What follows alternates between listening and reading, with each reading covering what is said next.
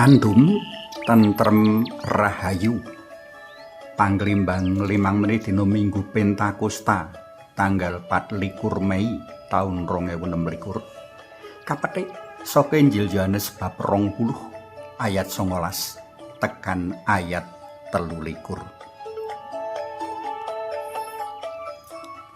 Jroning kegiatan pendalaman iman utawa saemperi asring timbul pitakonan-pitakonan kang ora dinuga dinyana nanging ya krasa banget ing wigati kaya pengalaman kurang dina kepungkur rikala ngancani bocah-bocah novis nindakake kegiatan Lexio Divina.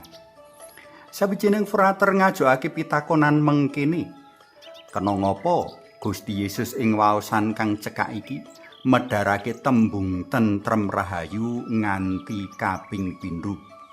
Apa Gusti Yesus utawa saora-orane panggreta Injil darbih kersa tartamtu kanthi wedharan mau? Wigatine ing endi? Ndak aturake penjelasanku kanggo panjenengan kabeh para pandemen PLM minangka tambahan wawasan lan tambahan pangandel. Kanthi ngambali tembung tentrem rahayu nganti kaping pindho, Gusti Yesus kagungan kersa rong perkara. Sepisan, tembung tentrem rahayu kawedharake ngemu teges menawa rawuh dalem ing satengahing para murid mengku niat becik. Panjenengane ora niat sulaya, panjenengane ora niat ngudal serik arupa duka lan undhamana. Prakara iki kudu kagayutake karo prastawa-prastawa dalem kepungkur sadurunge Gusti Yesus wungu saka sedo.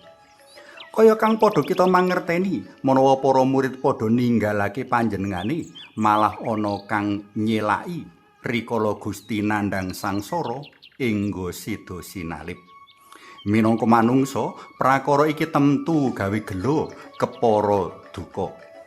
Ing perangan liya timbul rasa ora kepenak para murid marga rumangsa luput wis ninggalake lan nyelaki bapa gurune. Ananging pranyata Gusti Yesus rawuh ora niat gawe pretungan duka-duka lan ngundhamana marang tumindake para murid kang banget-banget ora prayoga iku.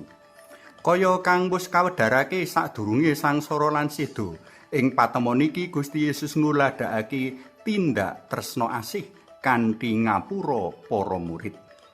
Gusti Yesus rawuh ngasta tentrem rahayu. Kanthi mengkono, swasana kang sakawit kaku dadi ajer kepenak. Para murid banget ing bungah. Kapindho, tembung tentrem rahayu minangka ayan kang kudu kagawa kaadumake para murid salebar pepanggihan karo Gusti Yesus.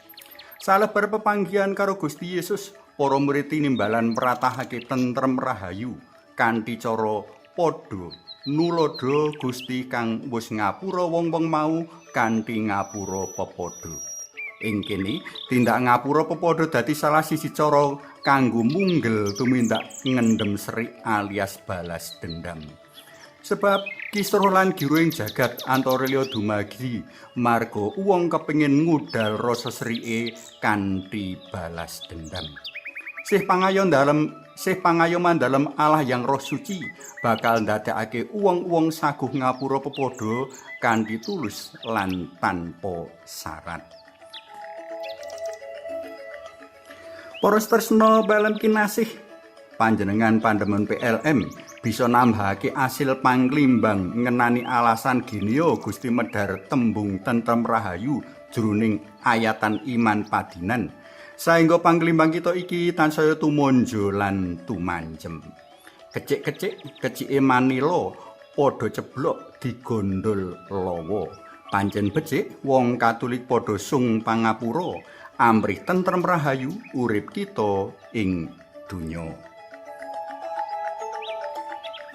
Suwawi sami munjuk, kunjung asma dalem yang Rama Yang Putra Tuwinjang Roh Suci. Amin.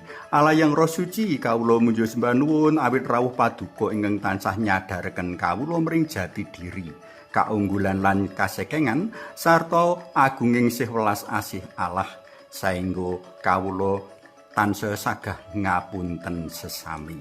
Mugi linurna Yang Rama Yang Putra tuwin Yang Roh Suci kados sing mula buka sakmenika sarta sak lami-laminipun.